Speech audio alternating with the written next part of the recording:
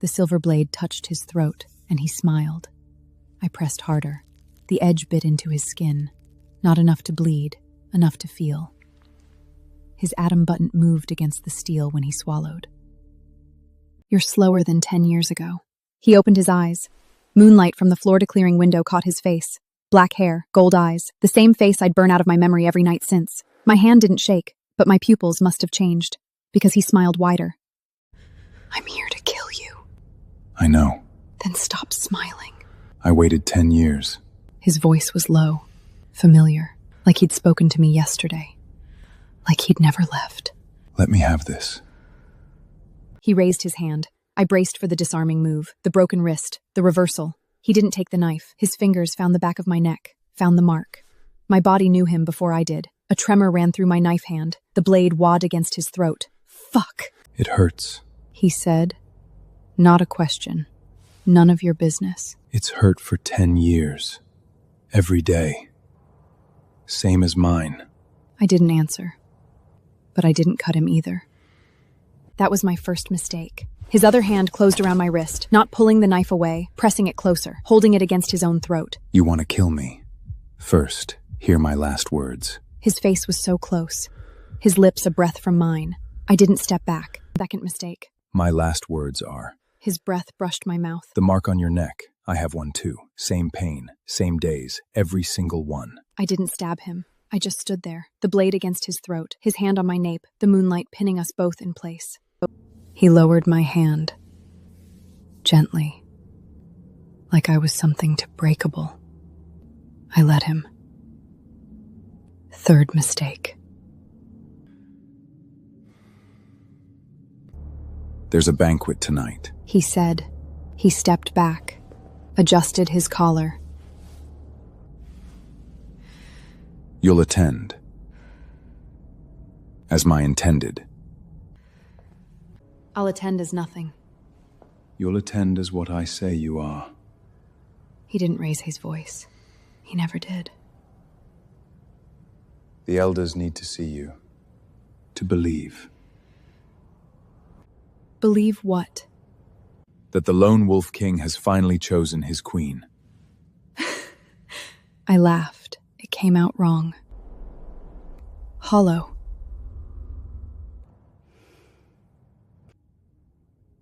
You disappeared for 10 years. Left this, I touched the back of my neck. Left me with nothing. And now you want a queen. I want you. You want a prop. He didn't deny it. That was worse. The banquet hall smelled of wine and burning cedar. Wolfkind filled the long tables. Their eyes followed me from the moment I stepped through the arched doors. Kian's hand rested on my lower back, possessive, unnecessary. A woman with auburn hair and amber eyes approached. Her gown was the color of dried blood. She moved like she owned the air she walked through. Kieran. Her voice was warm, practiced. You didn't tell me we'd have a guest. Selena.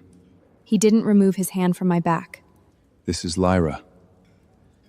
Sylvena's gaze slipped over me, lingered on my neck, on the mark. A hunter, she said. The steadies one edge to pusterlidas mai. Still warm, a koju smile, still smiling. Your tastes have become so accessible, my king. A few wolves at the nearest table chuckled. Kieran said nothing. Old thing, he said finally. He lifted his wine glass, kept for amusement.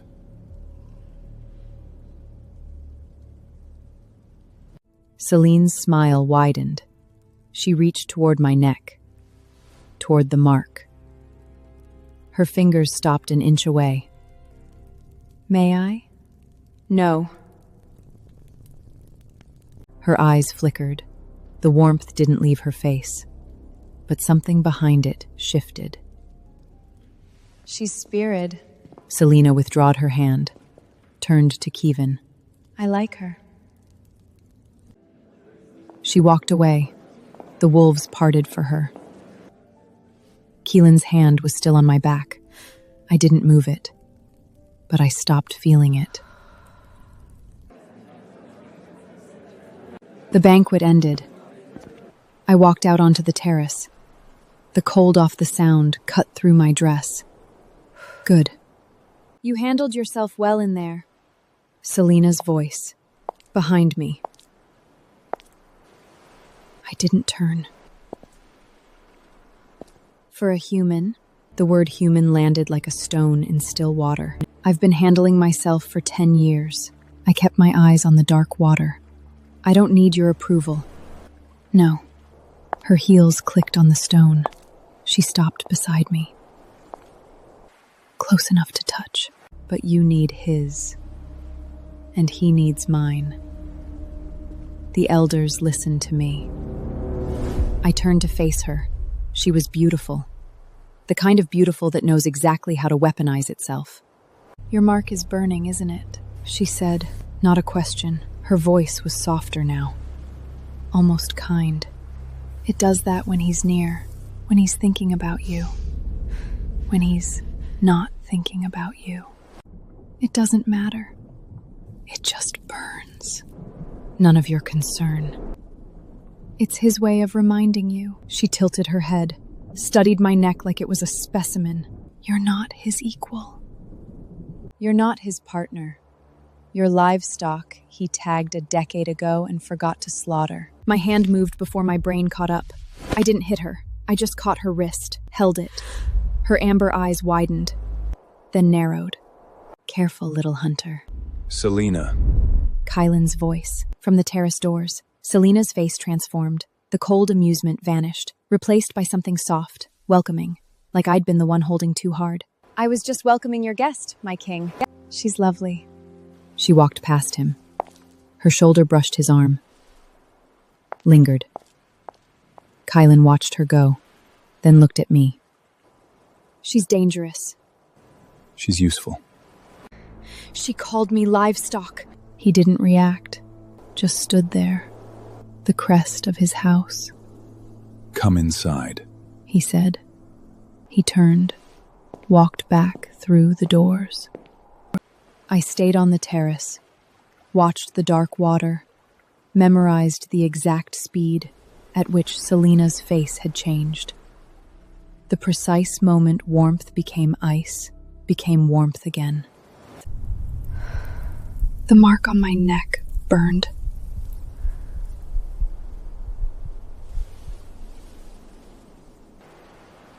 I let it. I didn't go inside. I went to his studio. The door was unlocked. Of course it was.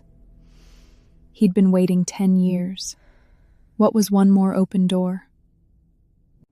His desk was neat.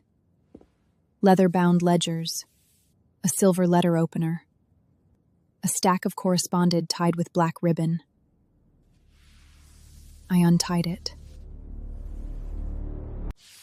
The third letter stopped my hands, dated 10 years ago.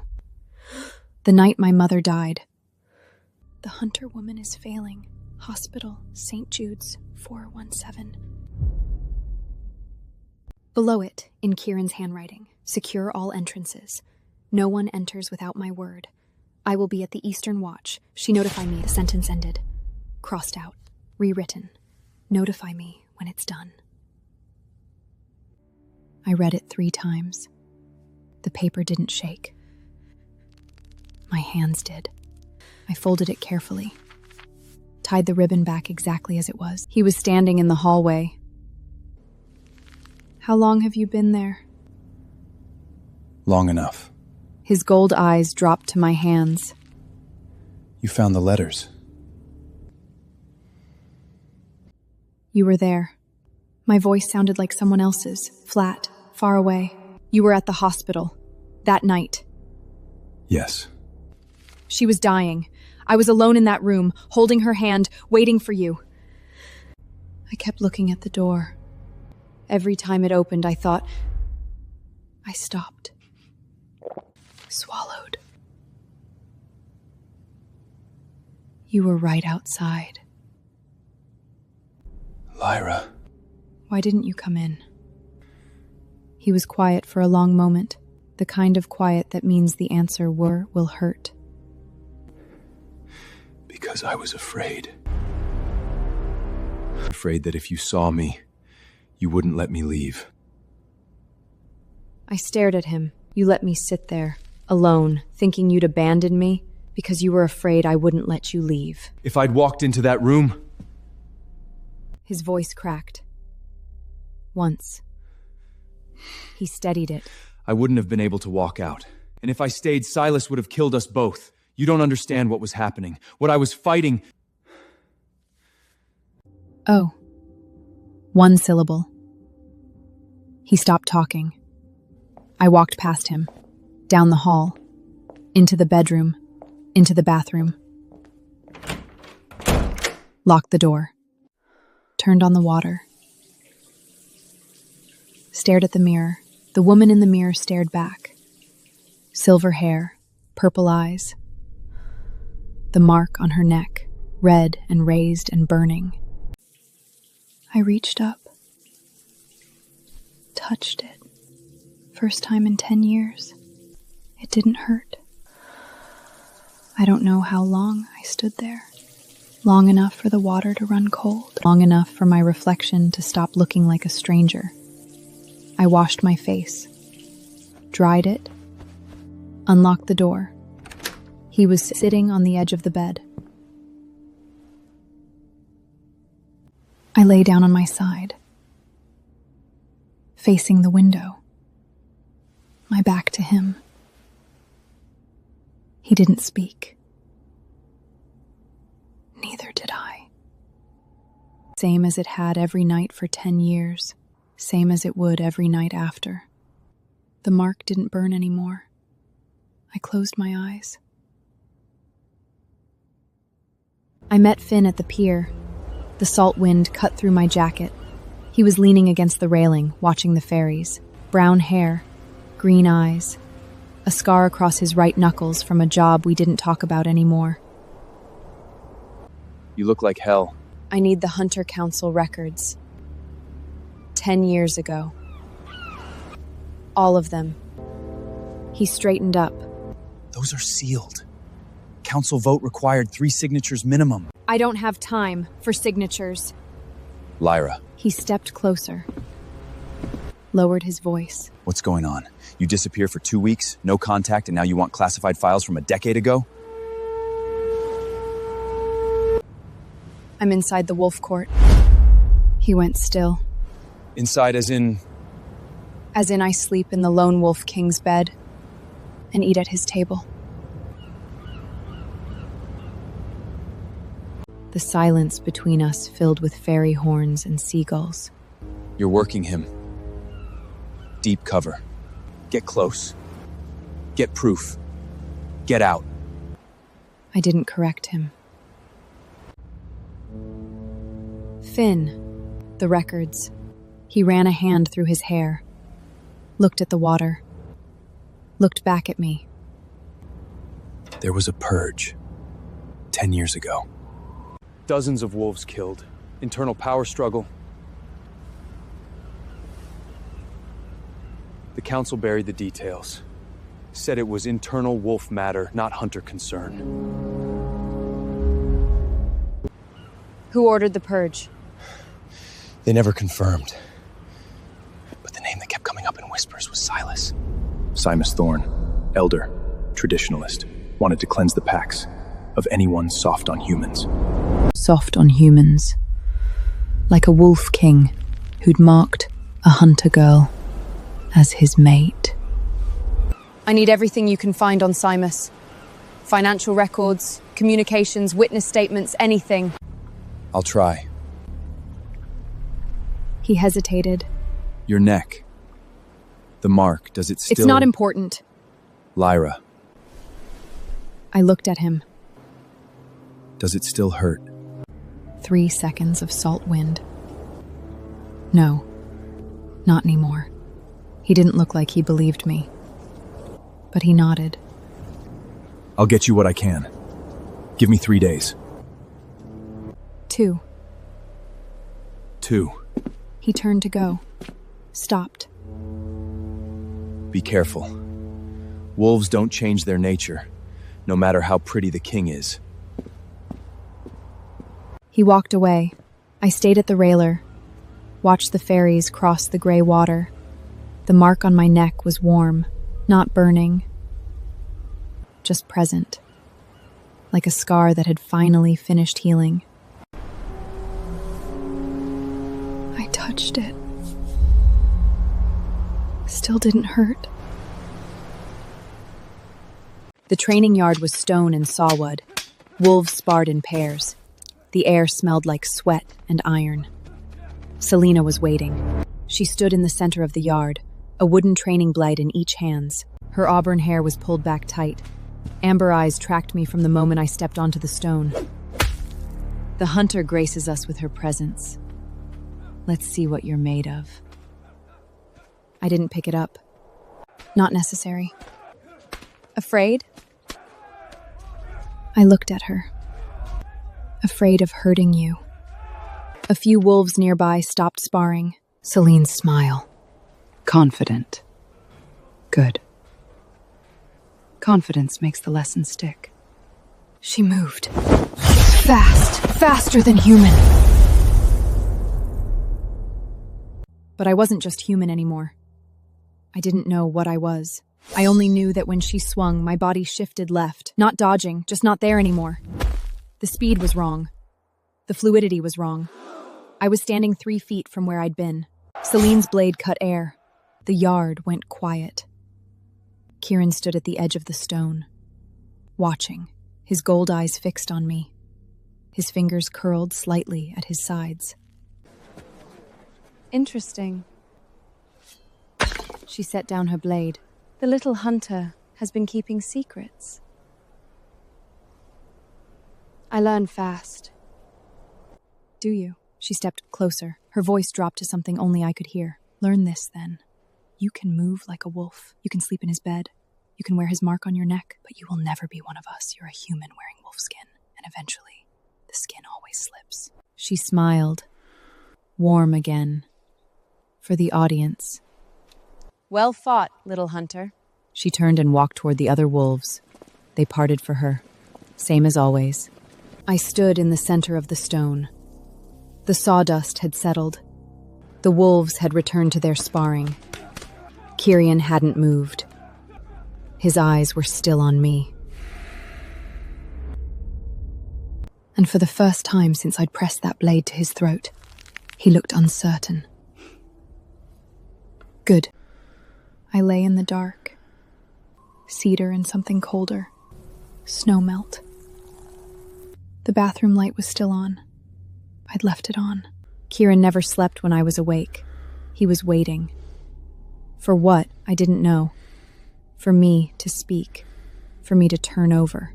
For me to be the girl he'd marked 10 years ago. That girl was dead. I didn't know who was lying in her place. The mark on my neck throbbed once. Not pain. Something else. A pulse that wasn't my own. I closed my eyes. The bathroom, 3 hours ago. The door locked. The water running. My hands braced on the sink. I'd looked at my reflection and seen a stranger. Silver hair, purple eyes, the same face I'd always had. But behind it, nothing. A hollow where something used to live. I'd pressed my mouth. My stomach had heaved, silent. 3 minutes. I trying to say 10 years of swallowing everything I couldn't say. 10 years. You owe me. Not an explanation. Just showing up. Just once. The thought came and went. I didn't cry. I'd forgotten how. I'd washed my face. Dried it. Looked at the mirror again. Practiced a smile.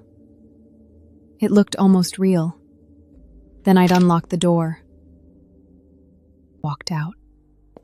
Lay down on this bed. Next to him. Now his hand moved, slow, across the sheets. His fingers found mine, covered them. Warm. His hands were always warm. I didn't pull away. I didn't hold on. I just laid there. 2 hands overlapping in the dark. 10 years of silence between them. The mark on my neck pulsed again. Warmer this time. Not burning. Something else. Something waking up. I kept my eyes closed. His thumb moved, once, across my knuckles. Neither of us spoke. The moonlight came through the window. Same as always. Everything was different.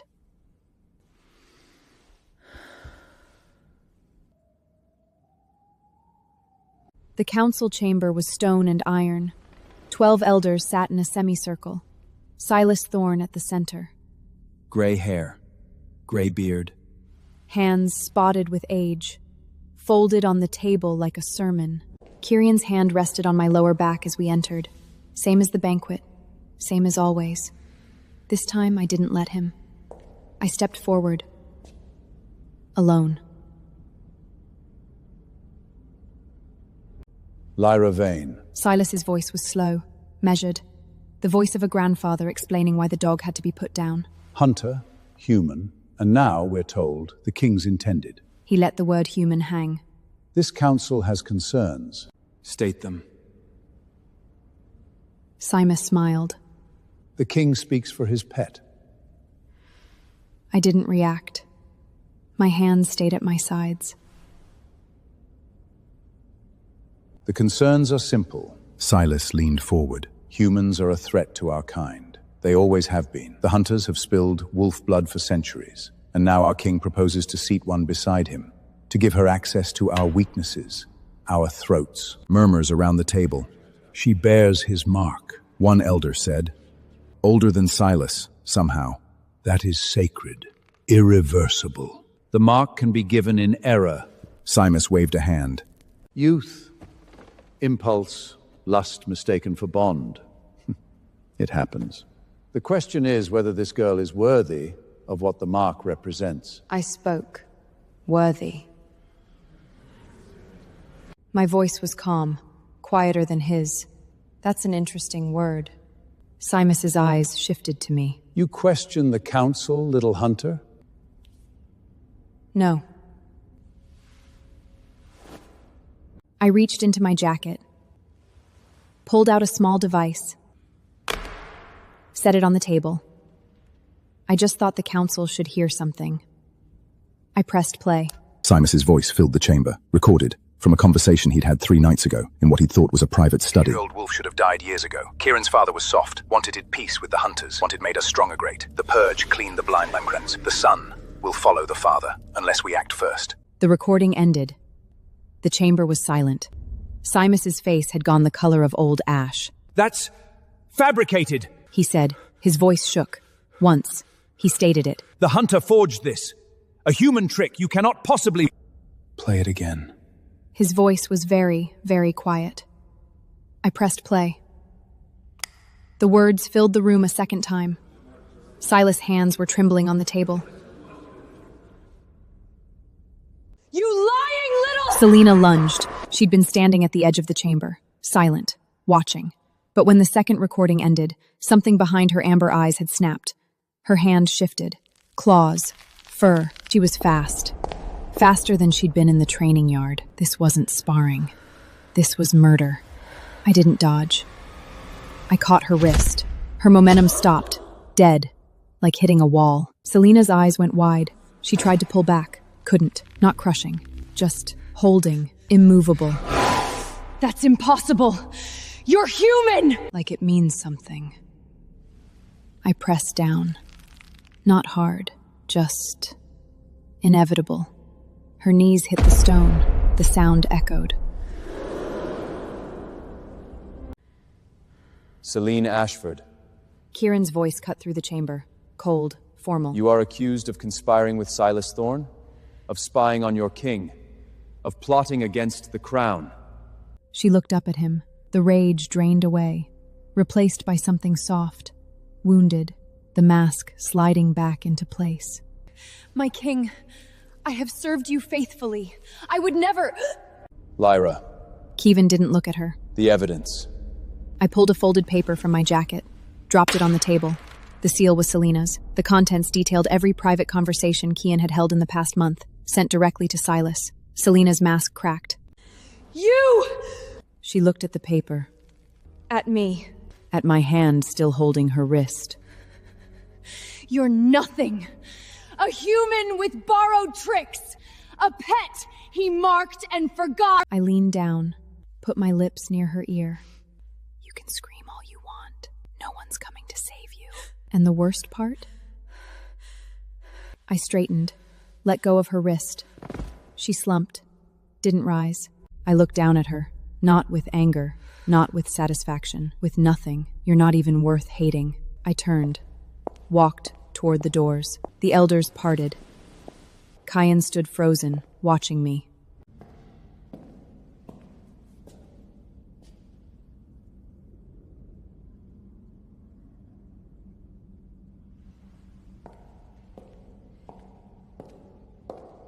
I didn't look back. The castle gates were iron and old bone. Selena knelt outside them. Her auburst hair had come loose. Strands clung to her wet cheeks. The council's verdict had been swift. Stripped of rank, stripped of pack. Her wolf, bound by silver runes carved into her forearms. She would never shift again. She'd been given until sunset to leave the island. She hadn't moved.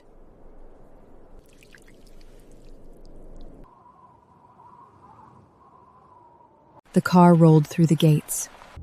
Kieran beside me. The window was cold against my temple. Selena's head snapped up when she heard the engine. Lyra! Look at me! Look at me! I didn't turn my head. The car kept moving, stumbling alongside the vehicle. Her hands pressed against the window. You can't do this! I served him! I loved him! You're nothing! Drive faster. The driver nodded. The engine purred. Selena's hands slid off the glass. I watched the side mirror. Her figure shrank. Her voice faded. The gate swallowed her. What did you say to her? In the chamber? When you leaned down? I didn't answer. Lyra. I turned from the window, met his gold eyes. I told her she wasn't worth hating. He was quiet. That's worse than any curse you could have spoken. I know. The car wound down the cliff road. The sound glittered below, gray and endless. She believed she was your rival, your equal, your destiny if only I disappeared. She built her entire self around that belief.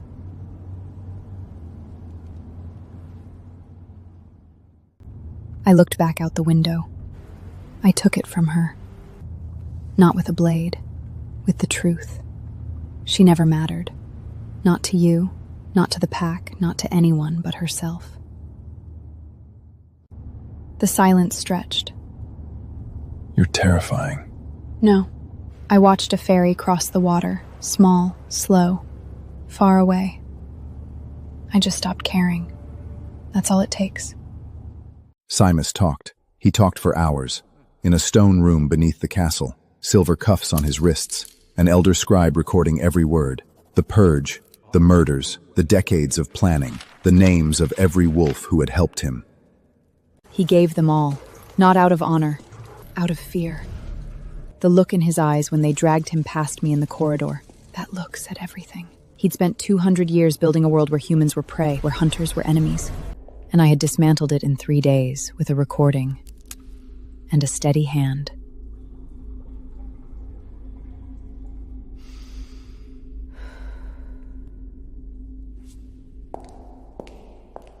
Kieran stood at the window of his studio, his back to me. The city lights of Seattle glittered across the water. Simus confessed to killing my father. He poisoned him, over months, slowly, made it look like age, made it look like weakness. I said nothing. He raised me. After, told me he would guide me, protect me, teach me how to be a king. A pause. He was the one I was running from that night, in the hospitals to kill you, to erase the evidence of what I'd done. Marking a human, loving a human. You didn't come in. He turned. I didn't come in. His voice broke on the last word. I told myself I was protecting you, keeping you safe by staying away. And all I did was leave you alone in that room, holding her hand, waiting for someone who never came. He crossed the room, stopped in front of me. I can't fix that. His gold eyes were wet. I can't give you back those 10 years. I can't give you back that night. I'd undo a single thing I did. He dropped to his knees. The lone wolf king. On his knees, on the stone floor. He pulled the ring from his finger, the wolf crest, the crown, held it up to me. You said once that I was your prey. His voice was rough, barely a whisper. You were wrong. I've been yours since the night I marked you. Every day, every breath, every choice I made for you. Even the wrong ones. Even the ones that broke us. He pressed the ring into my palm. Hunt me, keep me, forgive me, anything. Just don't look at me like I'm nothing to you. I looked at the ring, at his face, at the tears tracking down his cheeks. I don't need prey. His breath stopped. I closed my fingers around the ring. Then I reached down, took his hand, and slid the ring back onto his finger. I need a king who stands beside me, not one who kneels. I let go of his hand. Stand up, Chiron. He stood, slowly, like he'd forgotten how. The council meets tomorrow. They'll want to name a new elder to replace Simus. I have someone in mind, a wolf who's been loyal, quiet, overlooked. I walked toward the door. Lyra. I stopped, didn't turn. I love you. I never stopped. I will never stop. Silence. Tomorrow, don't be late. I opened the door, walked through, closed it behind me. In the corridor, I leaned against the stone wall, pressed my palm to my chest. My heart was pounding.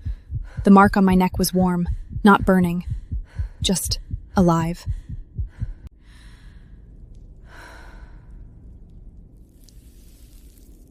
I stayed there for a long time. Then I walked on.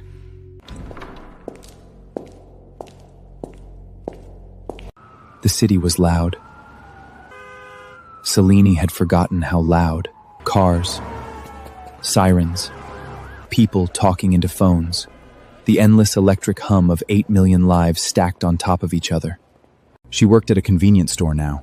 The fluorescent lights made her skin look gray. Or maybe that was just her skin now. Without the wolf, everything was fading. Her hair, Her eyes. the amber had dulled to something closer to brown. The uniform itched. Polyester. She'd worn silk for 60 years. A customer. Young. Excuse me. Male. Holding a bag of chips and an energy drink. Selena scanned the items. The beep of the register. The slide of the chip bag. That'll be $6.43. The man paid.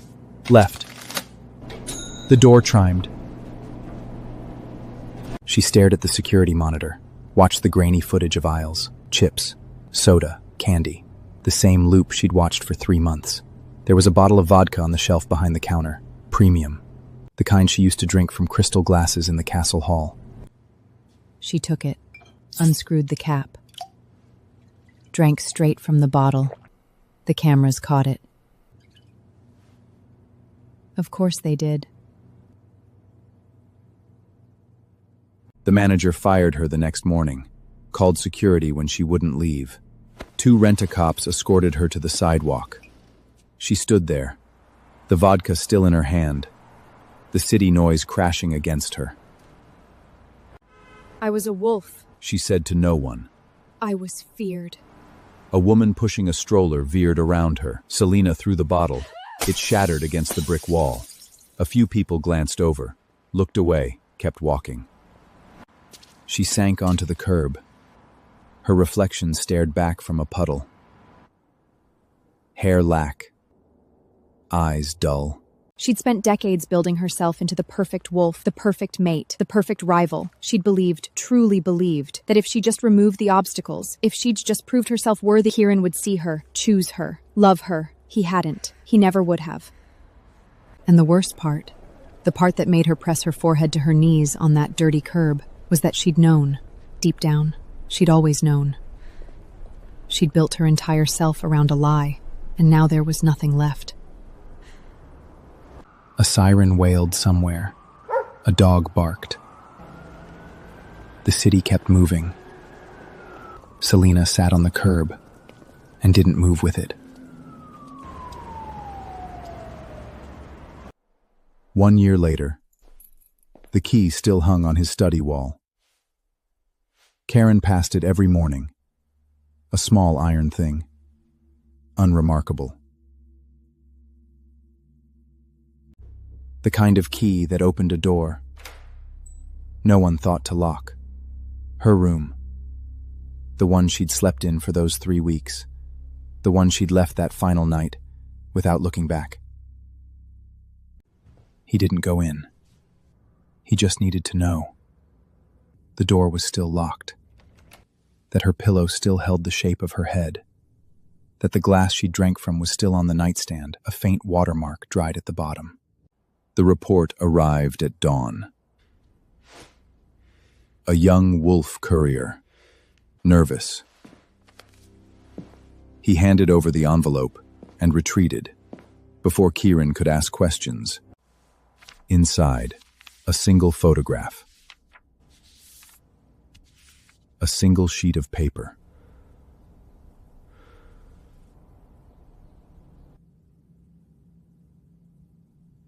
The photograph showed Lyra. She stood at a window, some office. High floor, Seattle tie line behind her. Her face was thinner, but her posture, that was different. Straight, still, unburdened. She looked like someone who'd stopped carrying something heavy. The paper was an invitation. Handwritten. Her writing. The neutral arbitration court convenes next month. Hunters and wolves, same table, first time in 2 centuries. You're welcome to attend. L. Kieran read it 3 times. She'd invited him. Not as her king. Not as her mate. As a guest. An equal. Someone welcome but not required. He looked at the photograph again. At her face. At how calm she looked. How ordinary.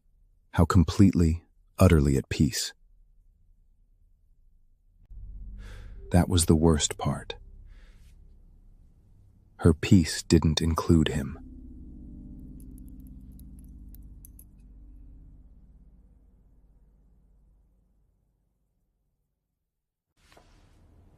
He pinned the photograph beside the key. 2 objects. A door he wouldn't open. A woman he couldn't reach.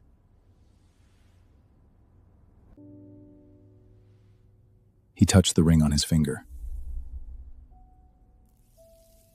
The one she'd put back. Then he sat at his desk. Wrote a single line in response. I'll be there.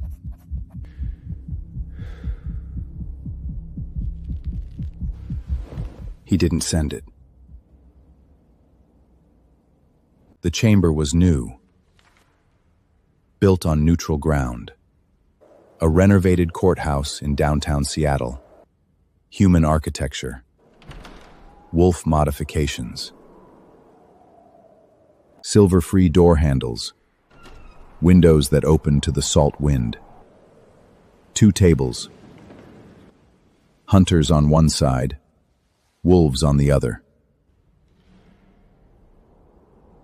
The room went quiet. She didn't speak immediately. She walked to the chair, stood behind it, looked at both tables, hunters she'd trained with, wolves who'd once snored at her neck. Front Roan was there, green eyes tracking her like she might disappear. She gave him the smallest nod. She walked to the chair, stood behind it, looked at both tables, hunters she'd trained with, wolves who'd once sneered at her neck. Kirian stood at the back. He hadn't told her he was coming. She hadn't asked. Front row, green eyes tracking her like she might disappear. 3 laws, Lyra said. Her voice carried, clear, calm. She held up one finger. First, this court answers to no crown, no council, no pack. It is neutral, or it is nothing. The arbitration court will follow 3 laws. Silence. 2 fingers. Second, any dispute between hunter and wolf comes here. The ruling is final, no appeals, no exceptions. Murmurs. A wolf elder shifted, said nothing. 3 fingers. Third, She looked at Kieran, direct, deliberate. First time all night she'd acknowledged him. I will name my own successor. No vote, no inheritance. Someone who understands that the space between hunter and wolf isn't a battlefield, it's a door. She lowered her hand. This court is now in session. One by one, the hunters bowed their heads. Finn first, then the others. Old resentments, old blood feuds. They set them down. Not gone, just set down. Elder wolves followed slower, one by others, then the others, until only Chiron remained standing. Lyra waited. He looked at her. Across the room, across the year of silence, across everything. He bowed, low, slow, lower than any wolf had ever bowed to any human. When he straightened, his gold eyes were wet. She didn't smile, but something in her face shifted, softened, just slightly. She didn't smile, but something in her face shifted, softened, just slightly. Welcome. All of you. Welcome, she said. The session ended at dusk. Wolves and hunters filed out, some talking, quiet, tentative. The first conversations between their Hanes in 200 years that weren't threats. You did it. His voice was rough. You actually did it. We did it. You found the records. I found papers. You built a court. He shook his head, grinned. Same Lyra. Always doing too much. Someone has to. He squeezed her arm, let go, walked out into the rain. Kieran waited in the corridor. She'd known he would. He stood by the window, watching the rain streak the glass. The wolf ring still on his finger, the one she'd put back. You came. You invited me. I didn't know if you would. He turned. His face was thinner, too. The year had carved something out of him. Or maybe it was just that she was seeing him clearly now. Not as the boy who'd marked her, not as the king who'd trapped her. Just Kirian. Do you still need a king? The question hung between them. She walked toward him, slowly. The click of her boots on the stone floor. The rain against the glass. The gray light making everything soft. She stopped in front of him. Reached down, took his hand, the one with the ring. He didn't breathe. She slid the ring off his finger, held it up. The wolf priest caught the rain light. I don't need a king who gives up his crown. Slid the ring back onto his finger, held it there. I need you. His breath left him in a sound that wasn't quite a word. She didn't kiss him. She just held his hand, the ring between their palms. Okay. His voice cracked. He didn't care. Okay. She nodded, let go. Walked towards the door. Lyra. She stopped. I'll be here. Tomorrow. And the day after. And the day after that. I'm not leaving again. She looked back at him. The gray light. The rain. The wolf king with tears on his face. I know. She walked out. He stood in the corridor for a long time, looking at his hand. The ring's still there. She'd put it back. Twice now. She'd put it back. He pressed his palm to his chest, where his own mark burned, the one that matched hers. It didn't hurt. It never had. 6 months later. The office was small. Desk, window, rain. Same as always. Seattle didn't change. Neither did she. Not really. Lyra closed the last case file. A territorial dispute. 2 wolf packs. 1 river. She'd ruled for the younger pack. The elders had grumbled, accepted, moved on. The world kept turning. She stood, walked to the window. The rain streaked the glass. The city glittered below. Cars, lights, lives, millions of them. None of them knew about wolves, about hunters, about the woman in the high tower who kept the peace between them. The mark on her neck was warm. She touched it. It had been warm for a while now. Not burning, not hurting. Just present, like a second heartbeat. Or maybe it had always been her own heartbeat. Maybe she'd just learned to listen.